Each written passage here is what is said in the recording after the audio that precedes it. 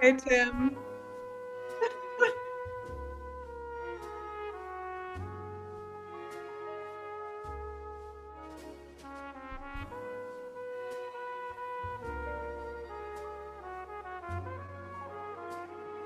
Give it a few minutes for people to come in and then we'll kick it off.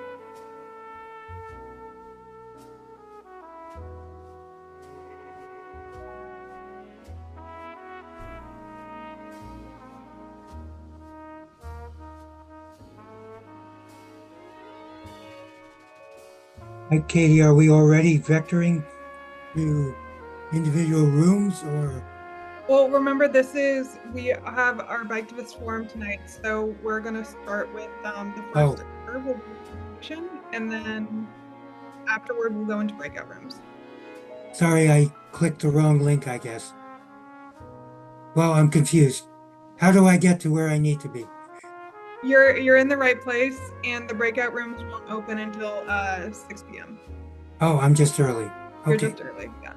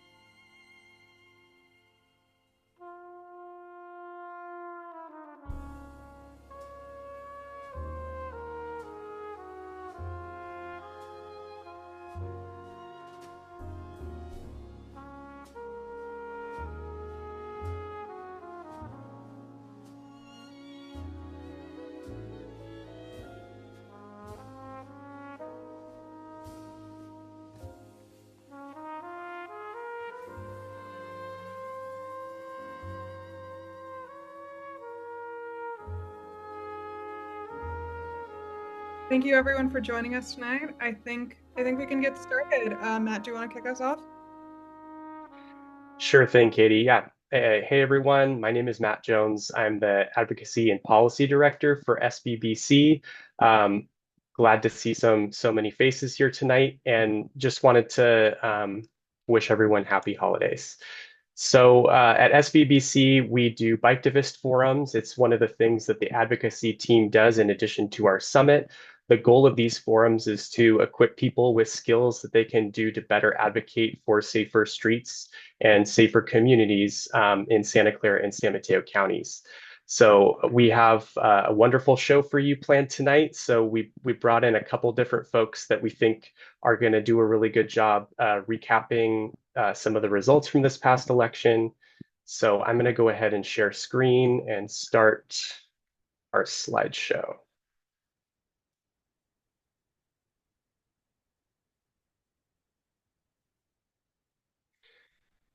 So the theme of our Biketivist Forum this month is the road ahead, building the bike movement in 2025 and beyond. So tonight we have joining with us Chris Sturken, who's a Redwood City Council member, Emily Ann Ramos, who's a Mountain View Council member, and Larissa Casillas from Urban Habitat.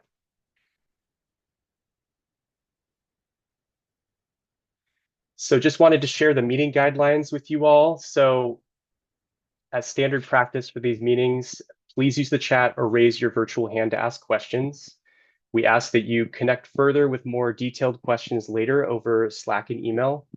And there will be an opportunity for Q&A towards the end. To please be respectful of one another and our differences. Please do not interrupt. To stay on topic, focus on topics relevant to the people present. If anyone has any questions, we have a couple folks on staff here who are going to be joining as our leads. Katie, Anthony, and Myra on the advocacy team. So if you have any questions, feel free to also DM them. They can help you out. So for our agenda tonight, we're going to go through introductions after this, and I'll introduce you to our three panelists. I'm going to give a brief presentation on our post-election recap and high level overview, and then we'll transition back to do a little bit more in-depth presentations with Councilmember Sturken and Ramos. We'll hear from Larissa and Councilmember Ramos about what her experience was like going through the BCLI program through Urban Habitat. Then we're going to go through a Q&A. We will wrap up, talk a little bit about some of the programs we have here at SVBC, and then we'll jump into our local teams breakout rooms from 6 to 7.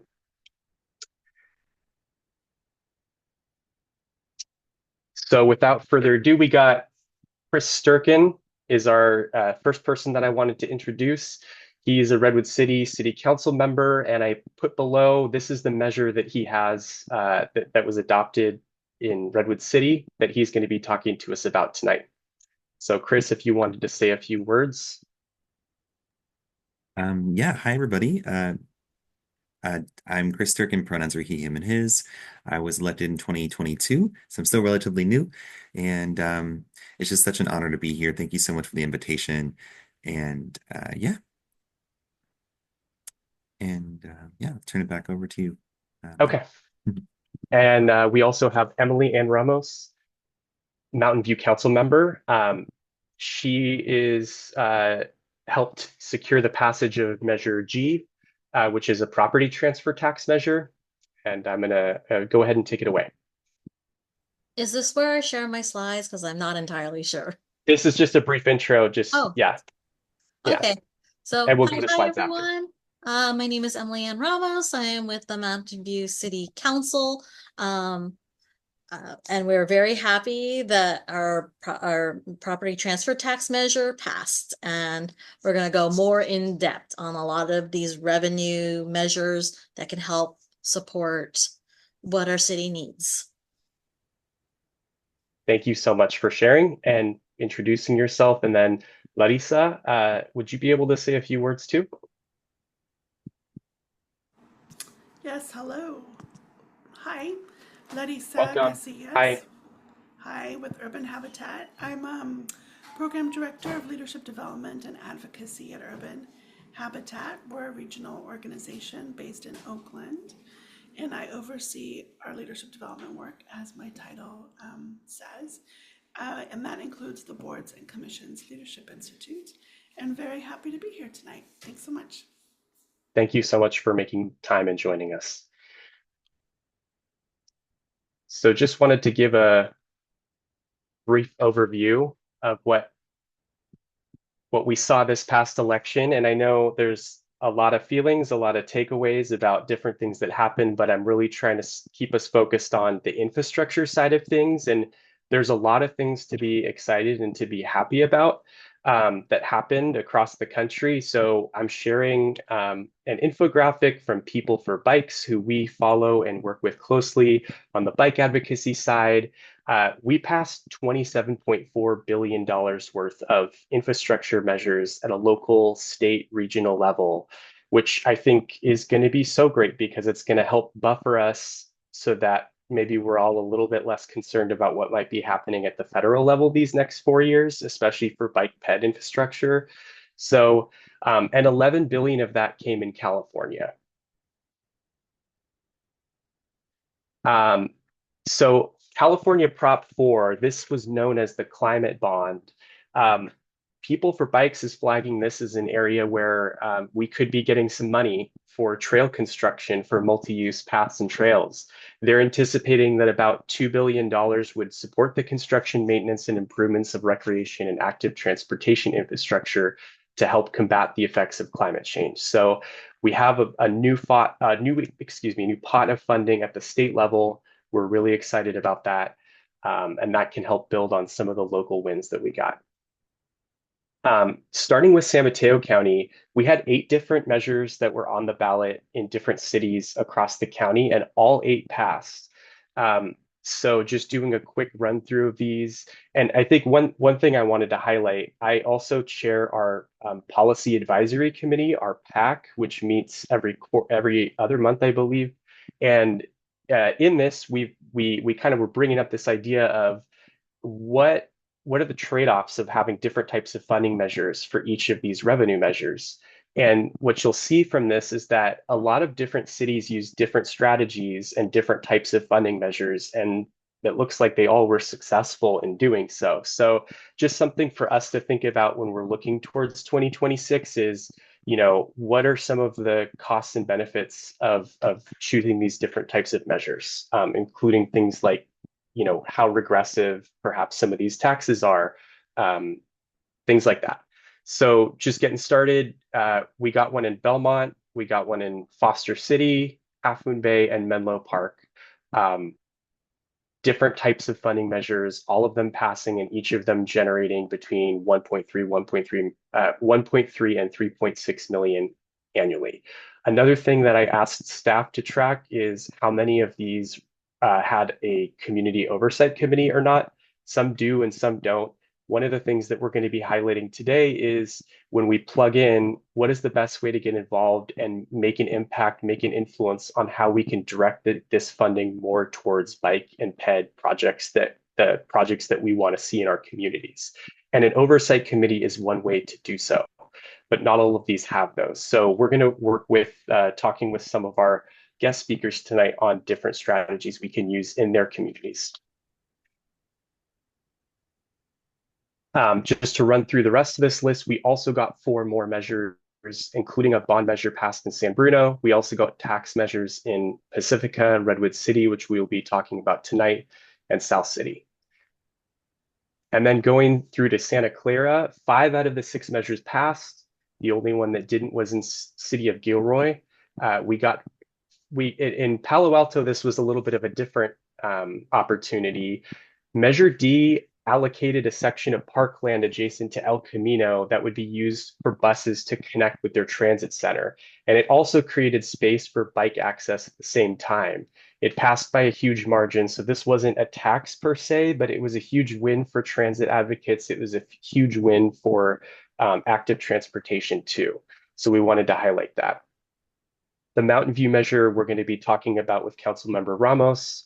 And we also got Santa Clara, Milpitas, and Campbell. Sorry, this is for later. So I'm going to stop my share now, and then I'm going to transition us over to our first set of speakers.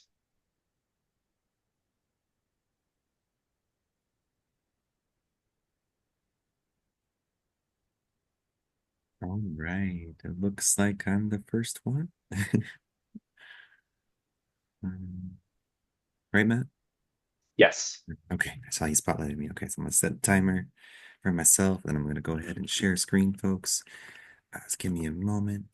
Bear with me for a second here. I share, and then I go to slideshow. Okay, everybody see that? Okay. Awesome. Thank you, Larissa. All right, so Chris Sturken again, pronouns he, him, Redwood City Council, representing District 2, which is downtown Redwood City and surrounding neighborhoods. Very proud of that. And Measure BB. So Measure BB is our business license tax. And what does it do? It basically enables us to maintain our current city services that include mostly staffing, including our transportation and public works staff that directly have a hand in all of the, bicycling, pedestrian infrastructure projects that we have going on as part of our Redwood City Bike Walk Thrive plan or bike and pedestrian plan. And how did we get there though, right? So it took quite a long process, well over a year. In fact, it started with our Finance and Audit Subcommittee, considered several different revenue generating measures in order to address our looming budget deficit of $9.3 million, folks. And so we looked at, maybe increasing our transient occupancy tax, which is specifically for like hotels, right? Or another sales tax measure. And then we settled on 2 items here, a documentary property transfer tax, which Mountain View did, and a gross receipts tax. And so property transfer tax is like if you sell your home, you pay a tax, right, on a home of a set value. Like San Jose, the value I think is $2 million. On homes worth $2 million or more, you pay a tax, and it funds their affordable housing fund. Pretty cool. But it didn't poll well in Redwood City. So we opted for a gross receipts tax, which polled at about, I want to say 54%, with a margin of error about 4%. So not great, but much better than the property transfer tax in Redwood City. And the beauty of it is that it's not a tax on residents, it's a tax on businesses. So it's easier for residents to say yes because they're not paying for it. And we thought we'd make sure that everybody is taking a turn, right?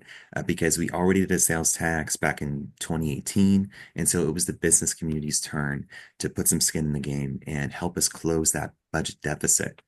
And Measure BB was projected to raise about 7.7 million. So that is why we went along with Measure BB.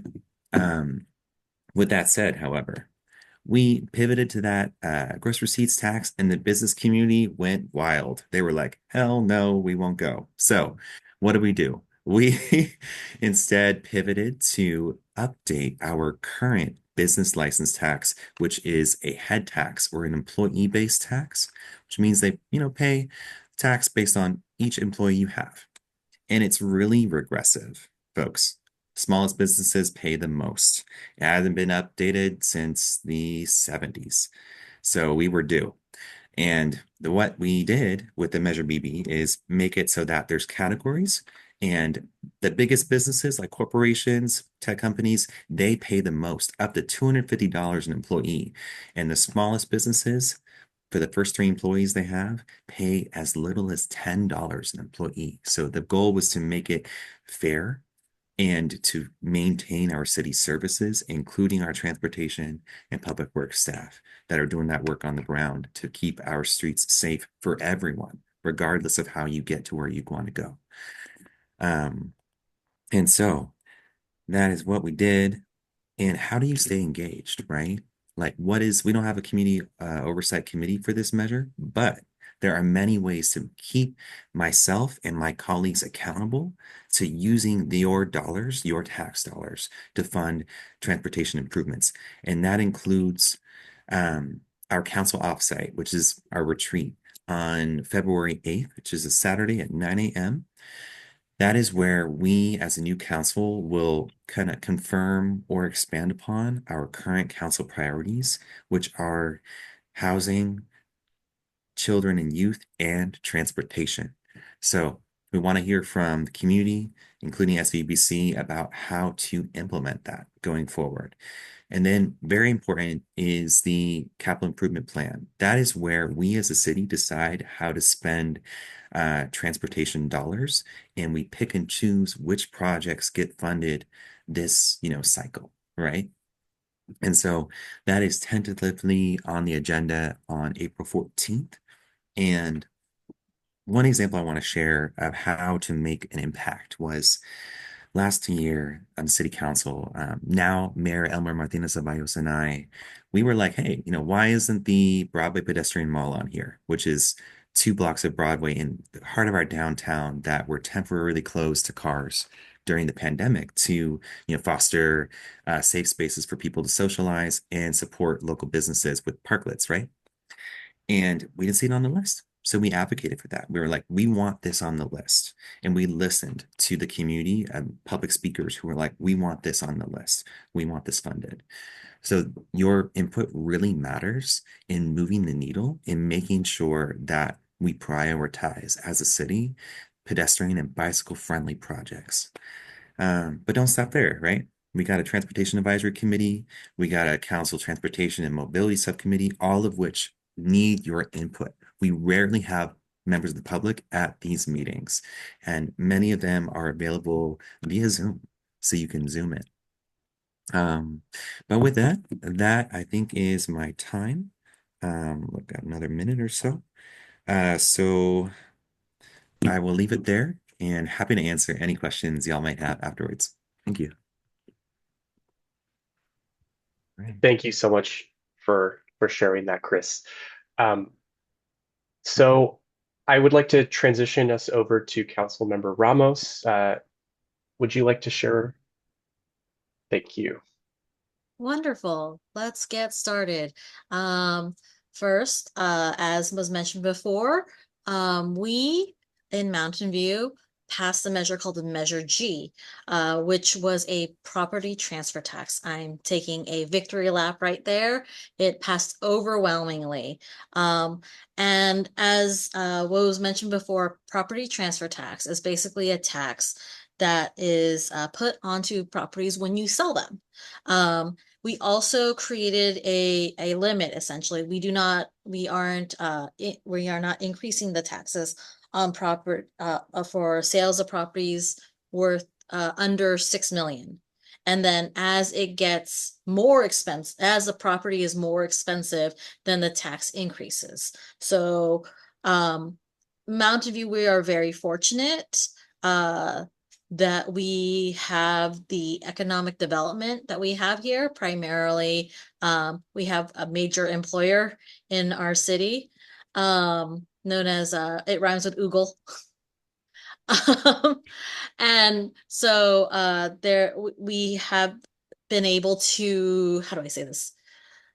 As Councilmember Sturken mentioned, there are certain taxes where your residents pay. You're going to have like a user utility tax, you have sales taxes, but those aren't as popular because the residents who are voting for it are the ones that are actually paying for it. When you don't, when you have taxes that are essentially targeted so that the residents don't pay for it, they tend to get a little bit more popular. So, and that's where we found ourselves with the real estate transfer tax. The other tax that we were looking at was actually a TOT, a transit occupancy tax, which is a tax on hotels, and in our case, also Airbnbs. Just tax as much as we can out of those. Which has led them to be incredibly popular and a really strong revenue source. Continuing on that victory lap, it was pretty overwhelmingly that little thin line over there. That's actually literally one voter in a precinct. I don't know how that happened. They voted for me though, so that was kind of cool. They just didn't vote for the measure. All right. So, what we know in the last few years that we actually passed another tax on it was a business license tax, essentially. That was a head tax on for employers. So the more employees you have, the more you pay for this business license tax. And as we were getting ready for Measure G, there was questions of like, how are we ensuring that there's transparency when we talk when the money for these measures are being spent. So we will eventually have one for Measure G as well, but this is an example of like how Measure P was being paid for. Measure P actually has a lot more transportation dollars in it than Measure G did, but we will see some really good outcomes out of Measure G as well. And to show some of the outcomes from Measure P, we also see there we go. Like our CIP projects, and you can see how much of the money from Measure P went to those projects. We will have something very similar for Measure G. Another thing to talk about is as we were planning for these ballot initiatives, this is actually from a polling that was done Bay Area wide. This was actually polling done for the BAFA initiative. If you all remember, Bay Area Housing Finance Association, something. Basically, they wanted to do an affordable housing bond for the entire Bay Area. And so they did polling on that. If you see here, it's not looking great Bay Area wide. In contrast, we did polling for our measures, and people were really happy in Mountain View, and that made a big difference. Usually that is one of the strongest indicators whether a ballot measure will pass, is how happy are people with the direction we are going. So that's something to think about. Also in the polling, take a look at what people found convincing for what to vote for. And the highlighting thing I had there should give everyone very confidence that you are fighting for things that are popular, at least in Mountain View. So 75% were convinced that to vote for measures like Measure P and Measure G, because it'll help improve cyclist and pedestrian safety. And that's something for us to think through, and it's something for that you have data backing up that residents support what you are fighting for.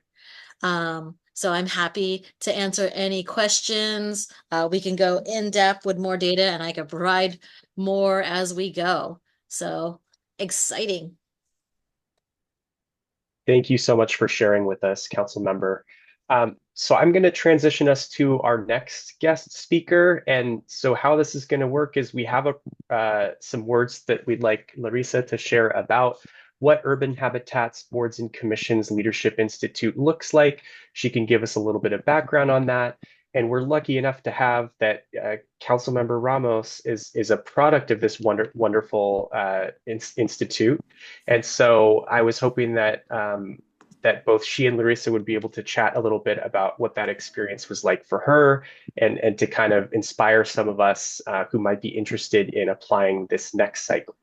So take it away, Larissa. Thank you so much for joining us.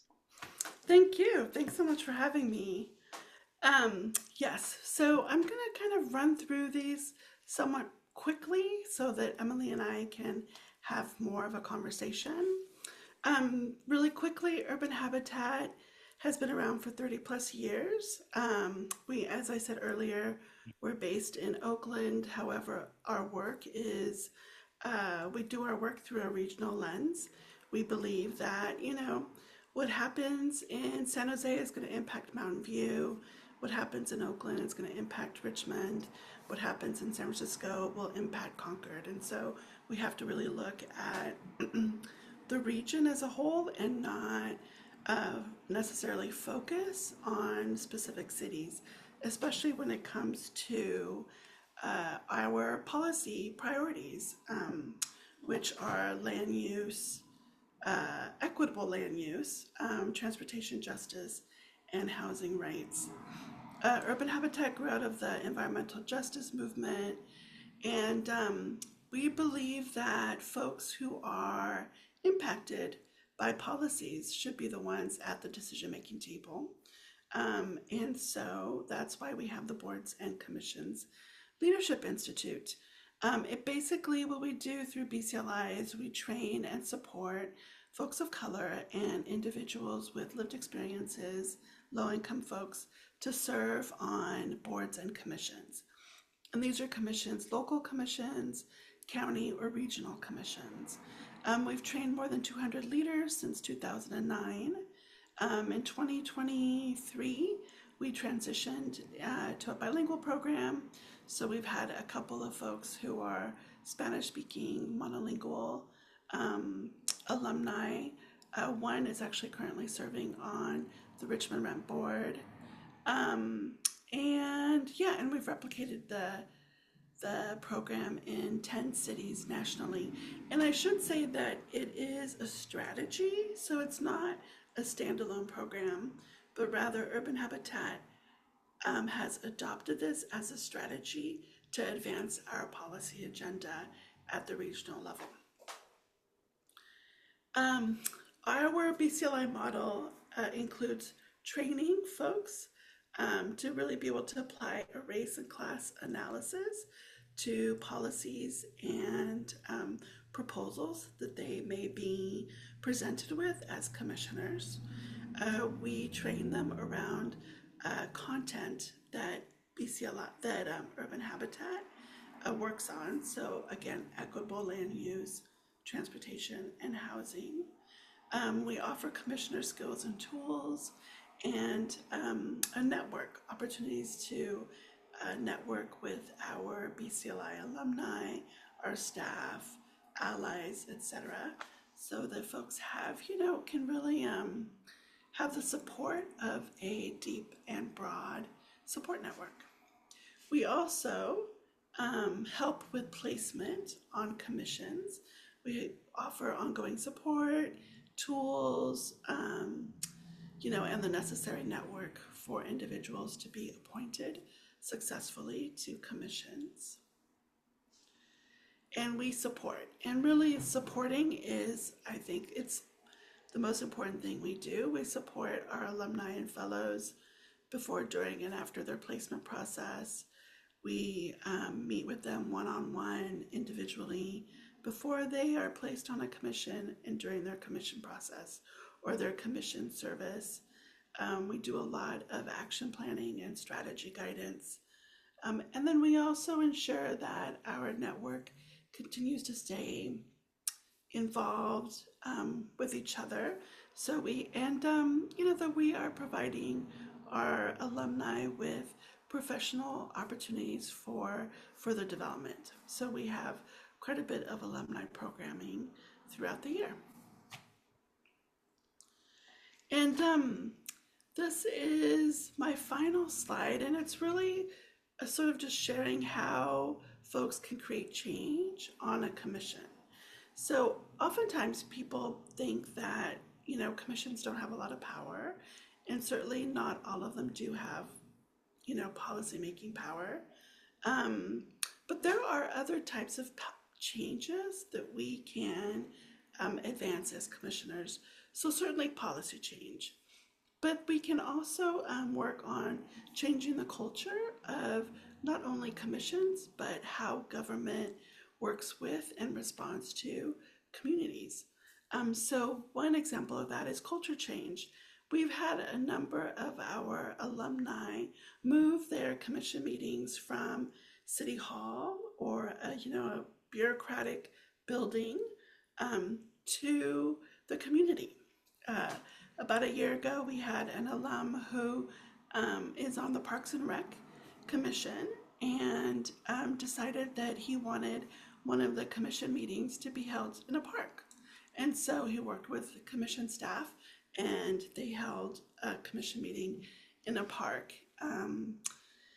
And families came out with their children, and they shared, about the importance of parks in their lives and in their neighborhood, and what they wanted to see about that specific park be improved and what they enjoyed. Another type of change is process change. And here it's, little things like moving open forum from the end of the meeting to the beginning of the meeting. So those of us who want to talk about whatever and not necessarily an agenda item can just go to the meeting and get it done, as opposed to waiting 5 hours for that agenda item to come up. And that makes some of these meetings a little bit more accessible, right? If you have children, if you have to get home, make dinner, get ready for the next day, etc., actually having, being able to share your experience at the beginning of a meeting kind of makes it slightly more accessible than it would otherwise. So what I really want to say, and I'm hoping that this is what Emily and I will really kind of dig in on, is that our mission with BCLI is to, and what we've seen coming out of BCLI, is that individuals are using their commission service as an opportunity to learn about what we call the inside-outside strategy, but also it can be also called co-governance. How you govern collectively in partnership with community members. And we have seen that, with many of our alumni, and many of whom are running for elected office, like Emily. The other day, Emily reminded me that out of her cohort of 10, 2 women of color, including herself, ran for office in November and both won. Emily, yay, she won her seat. And Pamela Campos, who is the youngest and I think first Latina to serve on San Jose's City Council, won her seat in November as well. And we had 5 alumni in total run last November for elected office, and 3 were successful. So we believe it's working. So let me stop sharing. Yeah. And Emily, there you are. Yeah, if you could I hope I didn't rush through that too quickly, but I did want to, have enough time for you, Emily, to share a little bit about not just your experience with BCLI.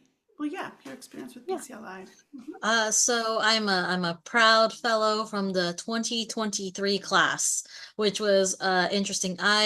I applied even though I was already on a committee for our city. I was on the rental housing committee before I was on council. And then while I was in BCLI, I had the unique experience of applying for a council vacancy appointment. And so I was appointed to my city council at first, then ran in November and won that. But it was it was great having the support from BCLI when I was appointed to city council. Because the minute I got appointed to city council, you had staff kind of descend on you and be like, remember, Emily, you're no longer an activist. You represent everyone. And I don't think they understand what they mean, what the meaning of everyone is. To them, everyone is what the status quo of what has always been. For those who want to prioritize their cars over ensuring that we have safe transit, those who are happy um, with their single family homes, which is nothing wrong with your single family homes. We just need to be able to build more than that. And so it was a very great thing to essentially be connected to why you were running in the first place, why you wanted to represent your community in the first place. And that was the same regardless whether you are on city council or on a board and commission. So BCLI was a really good resource for that. Also, nice framing of a lot of these equity issues with these policy issues and how that's the same thing. Um, Good policy is equitable for all members of your community. So, I guess we're ready to go to the questions and answers. I'm excited to see if anyone has any questions. And how we can get good policy through, and would love to learn more from everyone.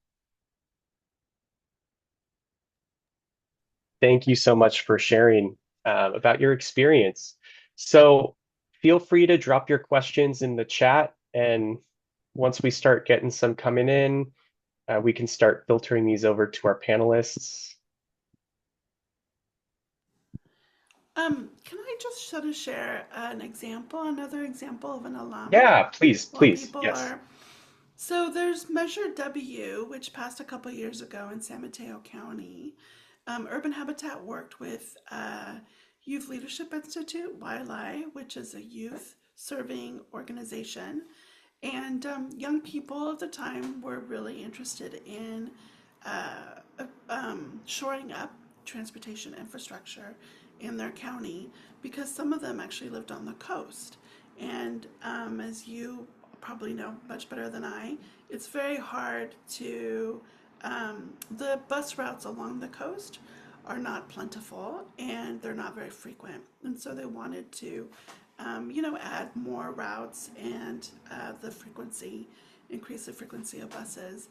So we worked with the YLI folks for a year and successfully placed through a huge campaign and a lot of organizing Measure W on the ballot. And I think this was a while ago, so maybe in like 2018. And Measure W passed.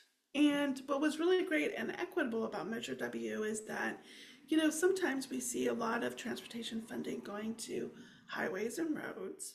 But this actually flipped it, and a lot of it went to operations, which includes the drivers. And so, not just infrastructure, but drivers as well. And this is one reason why San Mateo County is one of the, I want to say only, but Santa Clara might be as well, the only county that is not like hurting as much as the other counties are vis-a-vis public transportation. So this Measure W really helped shore up Samtrans's budget, basically. And right after Measure W passed, that ballot measure actually did have an oversight committee. And we had one of our alumni serving on the oversight to ensure that, the monies were being spent in the way that youth had worked to make sure that they were going to be spent. So that's just an example of how the program can work, with oversight committees, campaigns, and our alum who served on the oversight committee actually also was a member of YLI, so that helped a lot in that he had this relationship with the organization that was so instrumental in getting the ballot measure not only on the ballot but passing it. So just a little transportation story from San Mateo. Thank you. Yeah, that's really helpful in helping us understand kind of how activism can really help push, a voice or a policy that maybe otherwise might be overlooked or amplify a voice from a community that might be um, overlooked. So thank you for sharing that anecdote. So we did have a couple questions that came in. I think, Larissa, I was wondering if we could keep along this thread. Someone asked, what are the prerequisites for becoming a student or to go through that program and being selected for BCLI? What does that look like? Yeah, that's a great question. So the one requisite is really that it's not necessarily an open application process. You have to be nominated by a community-based organization, an advocacy organization, or a membership-based organization. So, for example, Silicon Valley Bike Coalition nominated a person who was recently accepted to our 2025 cohort. I'm not sure if anyone here knows that, but yay. So that's the one requisite. We will not accept your application if you don't have a nomination letter. And that's because we want to make sure that candidates have relationships with community-based organizations, that they understand the importance of community participation and engagement, and that they're going to not only receive support from an organization in addition to Urban Habitat, but that they will also be accountable to an organization that's not Urban Habitat. So we really look to the nominating organizations to play a pretty active role in the support of in supporting the fellows during their placement process, and then once they become a commissioner. And just a reminder again about that timeline, the cycle. I believe that folks were just notified that they were accepted into the program. The next cycle or call for applicants would come out when? In Sometime late September, next year. Okay, September of next year. right? It's usually the first Tuesday or Wednesday after Labor Day. Okay. And then folks would be able to add themselves to your newsletter and they'd be alerted when those opportunities arise, right? Exactly. Yes. And I'll Perfect. put our website in the chat for folks. I nominated someone this year to go to be in the cohort. I'm very excited. She was my campaign manager. But one of the things I'm trying to commit to is nominating one person every year to be CLI. As someone who's a former alumni and now an elected official, it actually means something, I guess. So use the power for good kind of things. So if anyone needs nominations to go, think of me next year. Just reach out, especially if you're in the city of Mountain View. I will pretty much prioritize anyone in Mountain View. So I had another question that came in, and I'm going to amend it a little bit with my own question. So it's how do you identify the influence or merits of pursuing a commission seat? I think my add-on to that is for each of you, Councilmembers Sturken and Ramos, how did your positions on commissions inform your roles now as council members?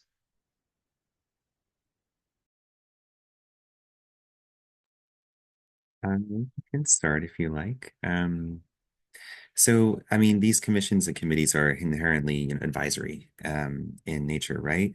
But with that said, there is, I think, a lot of untapped kind of policy making potential in terms of recommending policies and legislation. And I use that as an example because I'm on the County of San Mateo's LGBTQI plus commission as well, and that's something we've successfully done in supporting like legislation that the Board of Supervisors has then gone on to pass to support like trans folks and ensuring access to gender-affirming healthcare, as an example.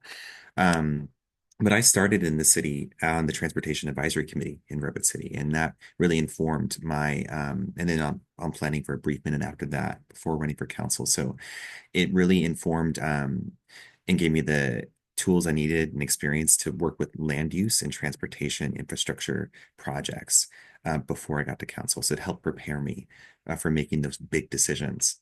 Yeah. I was on an odd committee before I was on council. It wasn't a purely advisory role. It wasn't in a purely advisory role. It was because it was created through the charter through a citizens initiative to create rent stabilization in Mountain View. And so my committee before I was appointed to council implemented our rent control law. And we implemented that independently of the city council. So it was a slightly different scenario. But as for all boards and commissions, they're a pipeline to council. Now you don't have to want to be on council to go on a commission. So we'll start with that it is a pipeline, but not necessarily has to be a pipeline. But it also shows people how government essentially works and things like the Brown Act, things like Robert's Rules of Order, like how meetings are conducted. Um, it's important. It's important for people to know that this is actually how things are done. Um, and also important to know when they don't serve the needs of your community. Larissa mentioned that we had in my she was in I was in that 2023 cohort where they had it was a bilingual cohort, and we had a monolingual Spanish speaker who ended up making it onto the Richmond Rent Board as well. And she applied to get on the board. She got accepted to be on the board. She's monolingual Spanish speaking, and they pretty much told her, it's like, nope, we don't have the resources to support you being on this committee. And we were just like, you have a lot of people who are like her, who are residents of your city, and you're just disregarding that. And so I believe Urban Habitat did some work and the cohort did some work to really put pressure on the council saying, no, this is not okay. Like this is an issue that deeply affects people, many people in your community and many people in the Spanish speaking community, and you can't just disregard them because of this language barrier. So it really shows a powerful access to that. Yeah, thank you for helping illuminate that. I think, a lot of folks don't know behind the scenes what those trajectories look like for people, what the training looks like, and so thank you. You are in a room filled with a bunch of biketivists, and so I have to ask, some very wonky bike related questions that I think we often have for electeds, which is with these different revenue funding measures, and some of them are countywide, some of them are local. A lot of them raise money for things like road repaving, but sometimes they don't explicitly call out bike ped projects, or sometimes we will get separate buckets of bike ped, but it's a very small chunk of the total pie. That has been very frustrating for us, those of us who are complete streets advocates or want major infrastructure investments in things like separated bike, paths, or bike ped bridge overpasses. Really big, big wins that we think would be big for the community here, but we feel like we don't have enough size of the pie. How do we, reach those in power to let them know kind of the importance of baking this into the process? and I guess, what's a way that maybe we could be more effective at doing that? There is something, at least in Mountain View, and I think it's replicated with many other cities, something called the CIP, which is the Capital Improvement Projects list. It's like a 5-year list, and council periodically prioritizes and deprioritizes that list. That is probably one of your best ways to when you target it that much, that is one area that to pay a lot of attention to. And unfortunately, a lot of people look at the CIP list, and we do get a lot of people who are like, I don't want potholes. I want the road to be smooth for my car. And so we need people to essentially balance that out, where we need complete streets. We let Mountain View, we really like our pilot programs, and so we are doing a complete street pilot program on our California Ave, or yeah, not California Ave, but the California Street. We just call it California, so it doesn't really matter if it's Ave or street, but there is like a Cal Ave on Palo Alto, so that's different. But it's one of those things where you kind of, there are certain push points essentially, and you have to treat it almost like acupuncture to get what you want. But in order to do that, you have to know when those things come up, and that's why you need people in boards and commissions. You'll need people on the BPAC, you'll need people on whatever finance commission or something like that, and you'll need people on council to let you know when those come up. I'll pass it off to Chris, see if he has any more ideas. Thanks, Emily. +1 to that, and also mobilizing folks to come to city council meetings when the CIP is on the agenda to speak and make public comment in person, even if Zoom is available, right? And it gives us as council members cover because we can point to your comments, be like, well, I heard a theme that folks want bike lanes. You know what I mean? And we just work that in. We can't respond to you directly, but we can work that in. And it's really important. But sometimes even that doesn't work, right? Because I've realized in these past couple of years that even if you pack the room, if you aren't able to influence the decisions of your elected officials, you don't have power in that moment. And so it really takes, packing that pipeline to get on those commissions, those committees, and ultimately on that council to be the decision maker yourself, so that you can make the right decision for the community. Yeah. Very well said. Thank you so much. So we only have about 5 minutes left, and I did promise our speakers who generously gave an hour of their time that we would have them until 6. So I have a couple more questions. Maybe we have time for 1 or 2 more. So one thing that I'm seeing here, someone pitched a couple revenue neutral policy ideas. Why are these not more prevalent, including employer parking cashback and parking permit programs? What are your thoughts on those? They may be revenue neutral, but they also may be controversial. People still feel entitled to the street in front of their house. And that's a messaging change that will take a while, but I'm happy to put in the work. I hope you all are happy to put in the work for that. Parking seems to be like a sacred thing.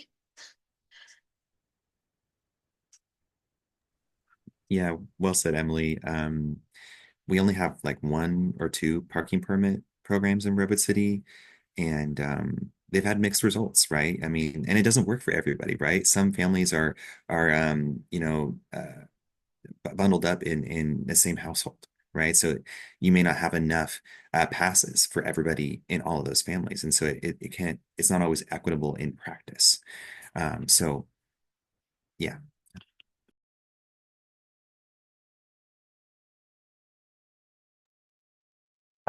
So I have another one that came in here that got a couple likes.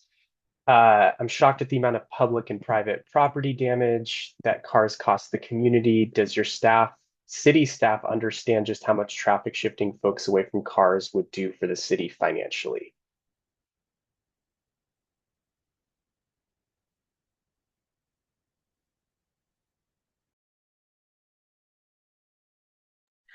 All right, fine. You're kind of hitting a core issue that we have been working on for a while now, and I'm pretty sure you all have been working on for a while now. The reliance of cars in the overall American culture. Um, uh, that is to fix it, we need to improve public transit. We need to build more high density patterns. I'm quite excited. Last night, the meeting ended at 12:48 a.m. But last night we voted to approve a 100 unit affordable housing project within a half-mile of Caltrain, and they're offering 16 parking spaces and over 100 bike parking spaces. And so we're quite excited about how that will work out. There's a lot of fear, though, that that's not going to be sufficient for people. It's an affordable housing project, so it is targeted toward low-income communities. And the shift moving away from cars, we still are trying to figure out how will that work. And we do know that people who will go to that kind of who will apply for that kind of housing, they're coming in eyes wide open that there's not going to be parking for there. So we're hoping that there will be some self-selecting out.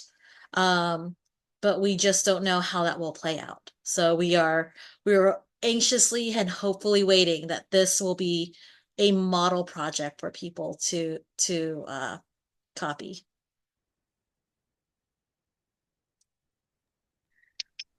To add on to Thank that, you. oh, I'm sorry, go ahead. No, go for it. Um, this is something I think staff needs to still work on in Redwood City. But with that said, we do know how much of a uh,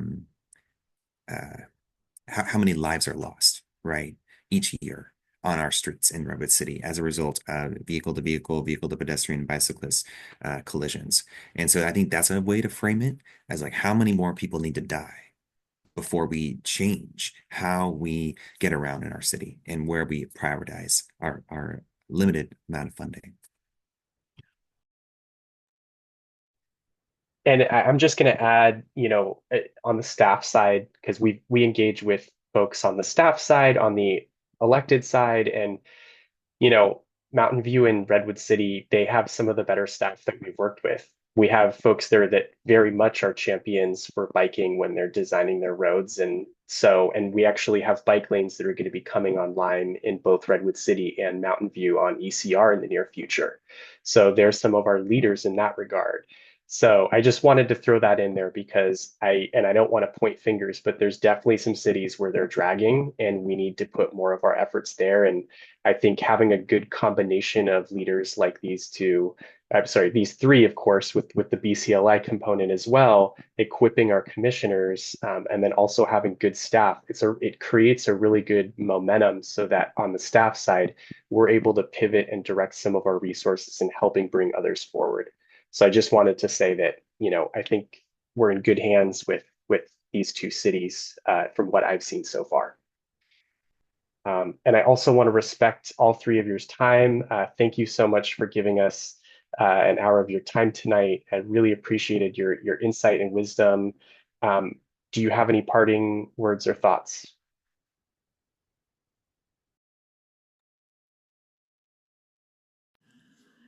I have to say, I'm really heartened. There's so many of you on today.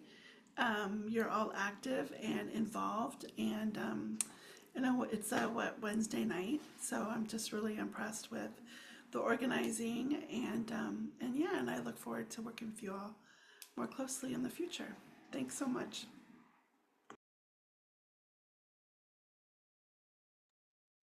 I would say keep up the good work, right? I mean, Redwood City, we may be doing well now, but we got to keep on the pressure, right? Keep up the momentum because once, I've noticed this with housing in Redwood City. Back in 2018, there was a second story ADU kind of conversation and a much different council that was kind of opposed to, allowing family members to live in your household, right? By creating another space for them to live. And it took, the community coming together, young folks especially from like Peninsula Democrats, for example, coming out to city council, making public comment regularly to push the council to go as far as they would go. And then we lost that kind of group of people consistently coming to council day in and day out. And so we're having to rebuild that.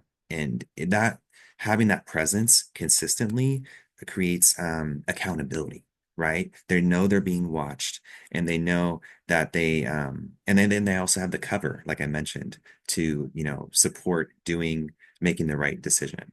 Yeah.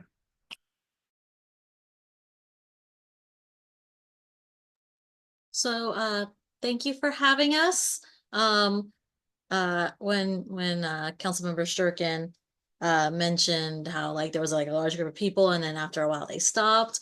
One thing to think about, don't burn yourselves out. The work will remain.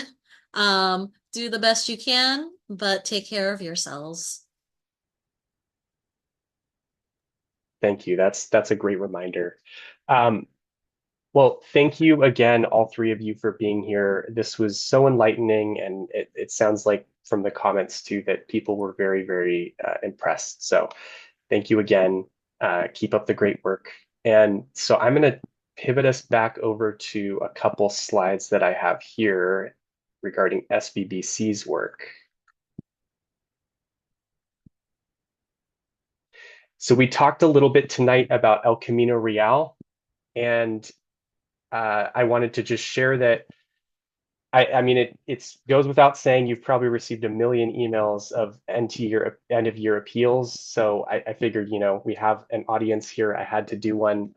But El Camino Real is our big fight. And I shared with you all that we've had some wins with Redwood City, with Mountain View, Los Altos, South San Francisco, Palo Alto. So I think we want to keep the momentum going. We have bike lanes that are going to be coming online starting next year.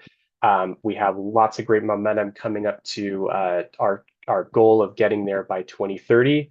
And so the way we do it is we keep engaged with our electeds, but also we're going out and asking folks maybe to chip in a few bucks to be able to help staff on our end to keep these Biketivist forums going and helping all of you stay engaged and up to date on what's going on. So I just wanted to feel free to use the QR code, make a donation. That would be much appreciated. And then I also wanted to let you know about the upcoming events that we have. So we had 2 holiday lights rides each of the past 2 Saturdays, led by some of our wonderful local teams. And we have our 3rd coming up this Saturday. So it's in Sunnyvale, and it's with the generous contributions of the El Camino Real Healthcare District. So it's December 21st, 6:30 to 8:30 at De Anza Park. The next one we have coming up is our Smart Cycling 1 class. It's an online class. That's with generous support from VTA. That's going to be Saturday, January 18th. And then we have our 2025 membership party, and that's going to be Thursday, February 6th from 4 to 8 at the Hub Stanford Research Park. And just a reminder again, it's open to all members. How do you become a member? You donate at least $1 in the past year. So you have till December 31st. I gave you a QR code on the last screen. All you have to do is donate $1. You're a member. You can come to our party. It's going to be a lot of fun. We're going to give you a little bit more details in the subsequent month. So I just wanted to let you know it's going to be a great time. We hope to see you there.